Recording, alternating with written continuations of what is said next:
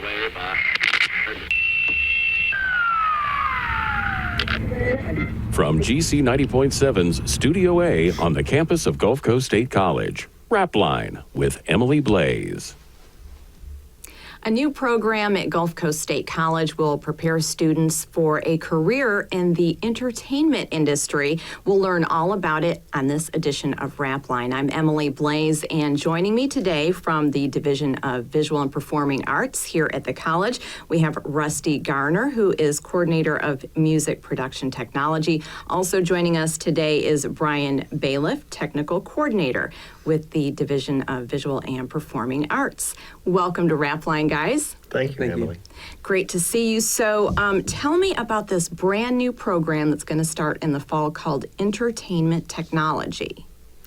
Well, it's a program that we've actually been planning for a long time, but once Brian joined our team at the Visual and Performing Arts, it really gave us the necessary expertise and energy to expand what we started with the MPT program in strictly audio production into a much more holistic kind of approach to the entertainment industry, where students would be able to develop skills for employment that would be more likely to get them jobs quicker. And Rusty, you are basically the founder of the Music Production Technology program. Yes. And for people who may not know, you have a very interesting background in music. Just to name a few things that I like talking to you about, the native flute music, yes. Conducting, so on and so forth. So give us just kind of a synopsis of your expertise in the music background. Well, yes, I'm kind of a diverse individual as a performing artist, as a recording artist, as a theater designer and light designer as well. But I also spent 15 years right out of graduate school as a producer for live entertainment. So I spent 15 years in the business at a top executive level. And I was able to see an awful lot about how the business works, who the people are, how people get into the business, and how they maintain careers and that sort of thing. So when I finished that career, I had a chance to start teaching here at Gulf Coast, and I thought, that was what I thought I'd be doing all this time, but maybe it's time to do that. So I came out here and was finally able to convince the college administration to begin some efforts to try to train musicians in what I thought was a very necessary part of modern day careers, and that is having a technological grasp on some of the new tools that are available to us and that sort of thing. And so we started just basic kinds of things. And then in 2008, they allowed us to start an AS program in music production technology. We were able to create a recording studio. I teach music business, to kind of the legal and framework for the industry and that sort of thing, as well as recording and other courses that we think are important. When we started the MPT program, we really intended that it would grow into the other side of things, which would be live performance, theatrical technology, and that sort of thing. But it was really, the MPT program was very successful. We had quite a few students come into the program, and we just didn't have time to develop a new program. And we wanted to be certain that if we were able to expand it to cover pretty much all live performance, because in the entertainment industry today, the lines between music production and stage production and live events, even including athletics and conventions and things like that, all of that has kind of blended to a degree that someone who goes into a technical field in the entertainment industry today can't really afford to just know one side of it. if they want to work, especially at an entry-level position. They need to have some video background. They need to have staging background. They need to have a little bit of lighting background, sound, and all of that. So fortunately, when we hired Brian a couple of years ago, he really has the skill set and the tremendous amount of energy to help us develop that program. He spent just I don't know how many hours developing the curriculum and developing, researching what other schools are doing, because there aren't that many schools that have taken this holistic approach. We were one of the first two-year colleges to start a music production program, and now we'll be one of the first to start an overall entertainment technology program. So we're very proud of that. We feel that it gives our students a distinct advantage at developing career paths for themselves. And again, that starts this fall of 2015. So those people listening and watching who want some more information, where do they need to go?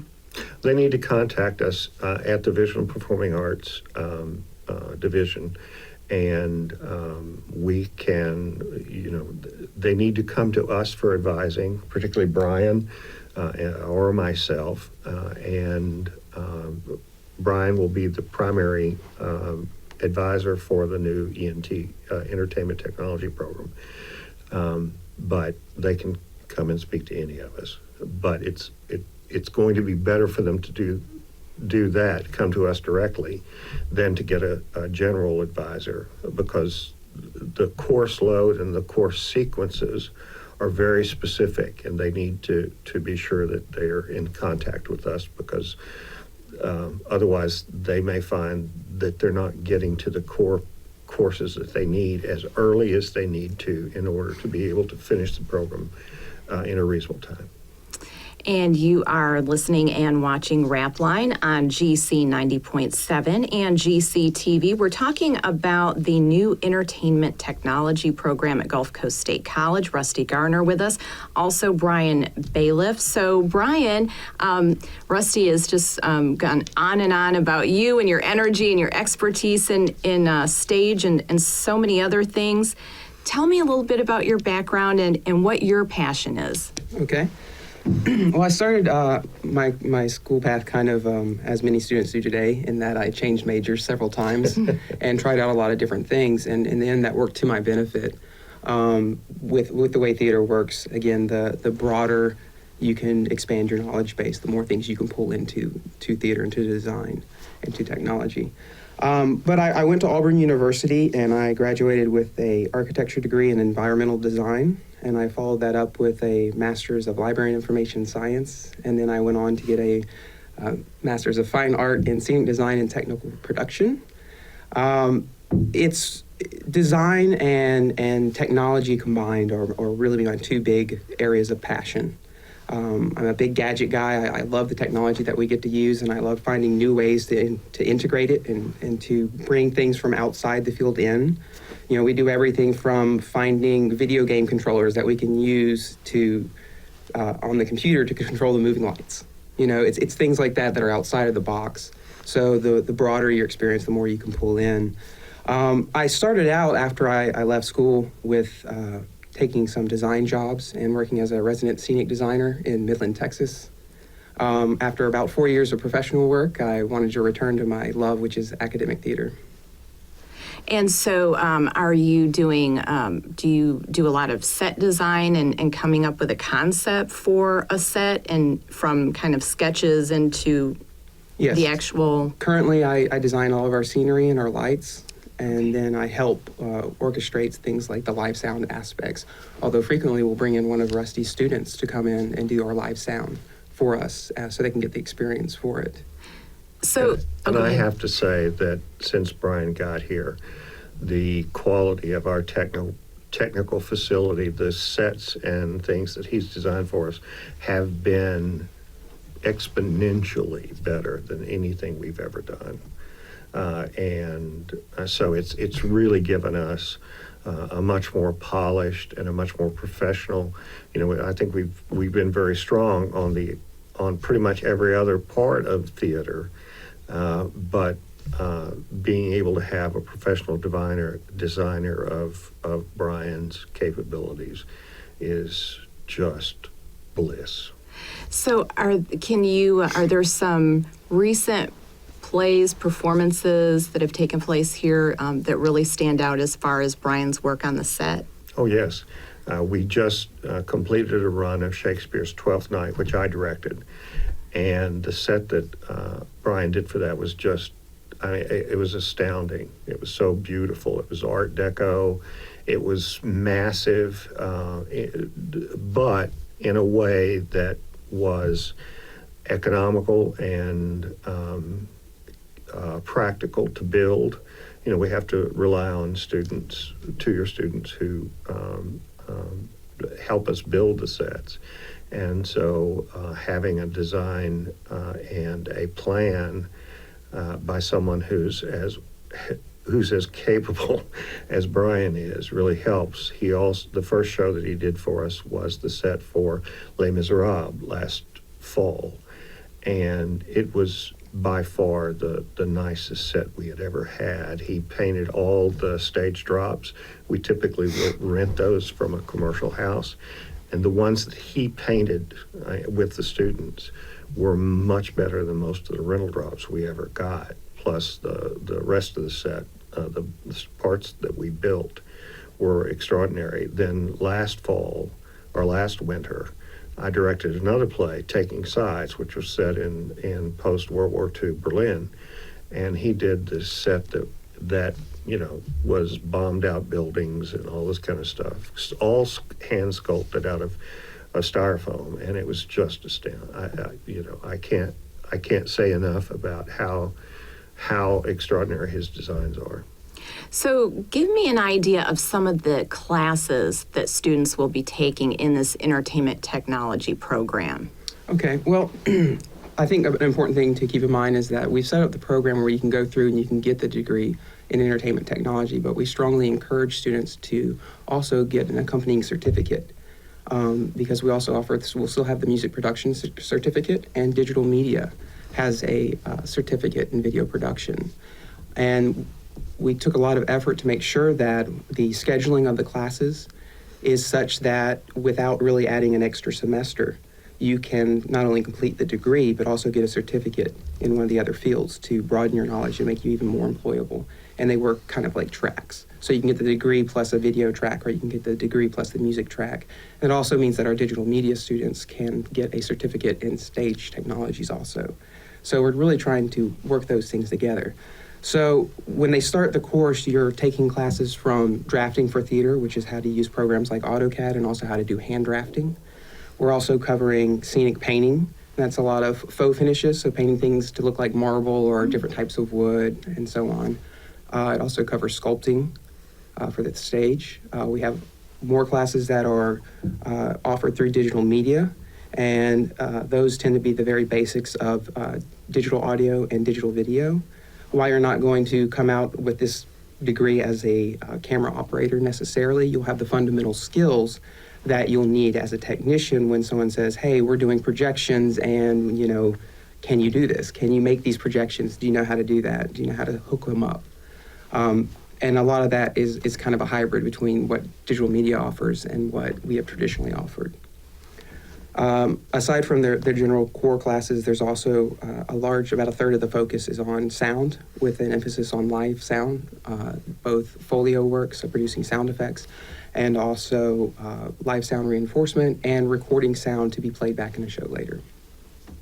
So give us an idea of what kind of demand is there maybe locally and nationally for people with these type of skills?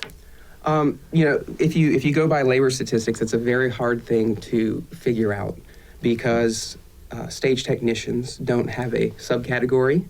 We are frequently listed as independent contractors, so pulling out numbers is very difficult. But you can look around and you can see all the various applications, and through talking to members of the community and getting their support, we found several people like Dell Parker Audio And, there's Seaside Repertory Theater, in which they need skilled employees. And currently, these people are having to seek labor force outside of our area because there are not trained technicians here. To a great extent, and this was my observation when we started MPT. Although the Department of Labor doesn't the way they report job figures doesn't really help us to see what the scope of the industry is here. When they started the culinary arts program here, I had just moved here and started working at the college, and I thought, there aren't any high-class restaurants around here. What are these people? They're going to have to leave to get a job. But by producing the workforce, the restaurants raised their level of standards. And, for example, we have probably 100 churches locally that have significant audio and visual and video programs, investing hundreds of thousands of dollars in equipment and that sort of thing. And while they may not have an easy source to find technicians to run it, they just use their high school kids or whatever. But considering the amount they have invested in the program, if a workforce were here, no doubt they would, or they would facilitate it so that their technicians who are kind of homegrown could increase their skills.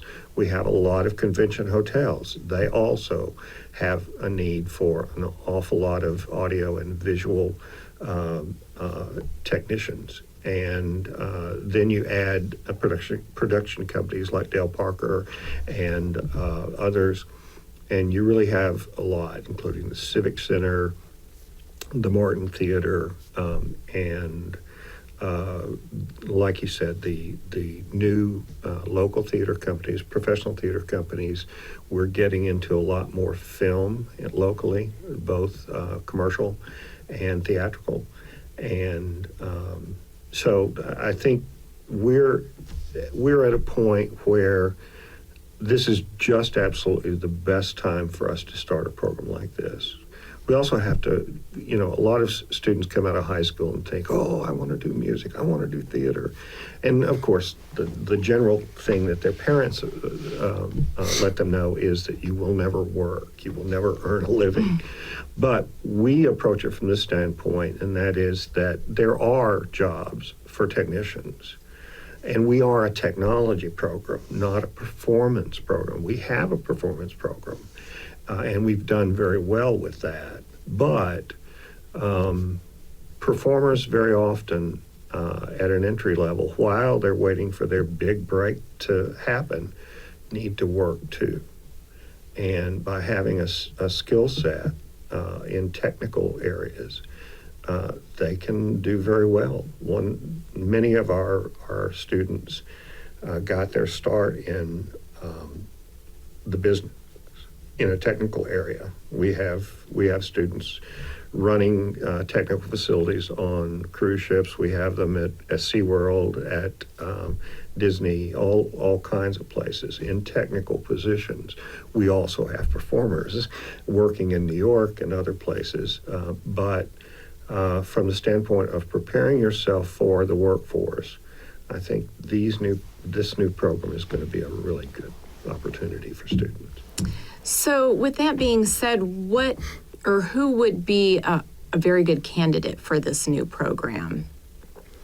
A good candidate, I think, in the field, any field of art, of course, passion is extremely important because it's a job field that requires a lot of stressful long hours all at once in the entertainment field.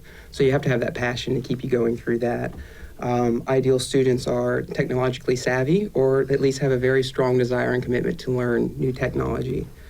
And I think if you like working with your hands and you don't like being locked down in the office all the time, but you don't mind doing some computer work every now and then, this is a great field. And it's one of the big draws for me is I don't like to spend more than 10 hours a week in the office. Well, that works out because the rest of the time I'm building a set or hanging lights or programming a board. So if you like a very diverse workforce. And, every 2 weeks you might have a new project, especially when it comes to like theater design. Rather than, say, with architecture and spending 2 years building one building, I generally design something in 2 to 3 weeks, and then after 2 months, it's up and done. So if you like constantly working on new and exciting things, it's a great field to be in. And another thing too is in the entertainment industry, it's a much smaller community than most people think, and so someone who has a lot of initiative and is a self-starter, someone who has a very good work ethic, can get to their job on time, ready to go, stay late, whatever, and is always reliable, has a real opportunity for a job, because that kind of reputation carries over a very wide thing. The way you get jobs in entertainment is networking primarily. And so if you're known as being a reliable person who doesn't create problems everywhere you go and can work well with other people and play nice with folks, then chances are you're going to get more jobs. It's not a 9-to-5 job. It's not a salary type situation necessarily. A lot of people do private contracting and kind of do their own thing. Our experience with MPT is that many of our students are there so that they can learn to open their own studio and record their friends and let the information about how good they are at it travel so that they get new clients. And that seems to be a very good way to do it. But having a passion is absolutely something. If you can imagine yourself doing something else, go do that. Because I've always told our students in MPT that if you think this is going to be a lot of fun, hanging out with your friends in the studio and laying down beats and stuff like that, that's just not what it is. It's a lot of hard work. It's a lot of attention to detail. But if it's your passion to do something to bring music or theater or whatever to other people, then that's what you need to do. And this is so neat, I think, the technology aspect of it, because for so long, many people would, whenever they think of theater or performance, would think of on stage only. But like you both said, there's just so much that goes into, there's so much behind the scenes work that has to be done. Absolutely. How large a crew did we have for Les Mis? Do you remember? I think it was 14. 14 people crew. backstage supporting the production. We had about 40 people on stage, but about a third of the company were technical people, and that's the way it is in the professional world. And I would think too, just to be a better, well-rounded, even if you're a performer, want to be on stage, knowing what goes into the background, the backstage, would help you just be a better overall performer. Well, and absolutely. I think a lot of, at least what I've noticed, is a lot of performers get their start by starting out as technicians and just to get their name known. So you go into a theater, you work tech for a little while, and you say, hey, I am an actor. And sooner or later, a role's going to come up. And in fact, I found that it goes farther than that. I got into this field wanting to be a designer and a technician and really had no desire to ever be on stage. And after about 3 years, I got the, hey, can you do this role? Can you do this? And so I started getting cast without ever auditioning, just because they knew I was there and they knew what I was like to work with. So absolutely having this skill set, even as a performer, is only going to help you out. I mean, furthermore, it's a wonderful skill set because you're learning carpentry, you're learning things like computer design, how to draw out interior designs, basically. You've learned some basics of electricity so you can go and rewire your house. So, a couple years down the line, when you're looking to flip your house, all of a sudden you can do faux painting, and you can rewire what you need to rewire and do modifications all on your own. And these are skill sets that are part of the degree. So I think that's something to me that's always been very exciting about this field, is it's not just applicable in entertainment design. you can take it into your home and you can take it into other fields. If you think anywhere that audio and visual is used and presented to a group of people, that's where this degree helps you out. So that's, kind of going into some media services areas even. So what was it like to be on stage, and do you want to do any more of that? It was fun. I have a very distinct policy on myself going on stage, and that's I don't want more than 25 lines to memorize. You can give me as much stage time as you want, but no more than 25 lines, please. The small roles are fun for me. It's fun to get on there and play and do something normal without all the stress of being a lead. And so, Rusty, when are we going to see you on stage again? I was just, in getting ready for Rosie's retirement, we were collecting lists of shows we've done and all that kind of thing. And I looked back over the shows that I've actually acted in, and I haven't been on stage since Fiddler on the Roof. That was a big bite, but we'll see. I don't have a big hunger to be on stage.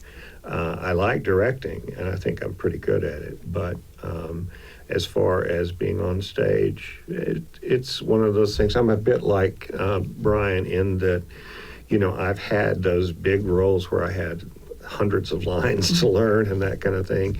And I'm not really, I don't have much to prove in that direction at this point in my life. But if there was something that would be fun and I would be associated with a group of people that I could enjoy working with, I think I'd consider it.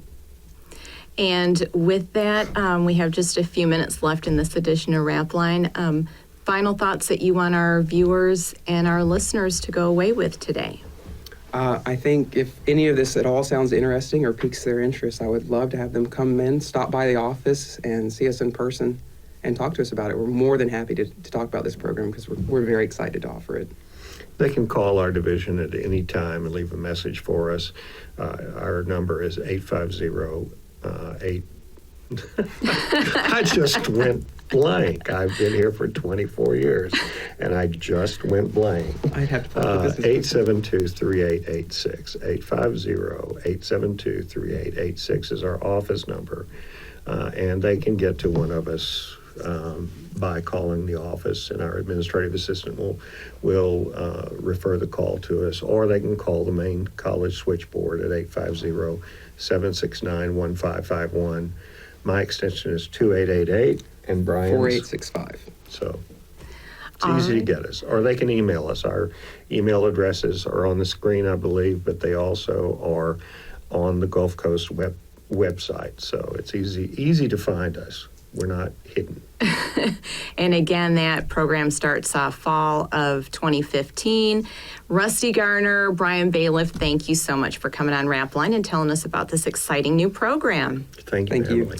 And that is a wrap for this edition of RAPLINE. Thanks again to my guests with the Division of Visual and Performing Arts here at Gulf Coast State College. And again, if you want to learn more about that entertainment technology program, just give them a call or email and they'll tell you more about it. A reminder, if you're thinking of adding a pet to your family, consider the adoption option. I'm Emily Blaze. This is RAPLINE. Thanks for listening and watching, and have a great day.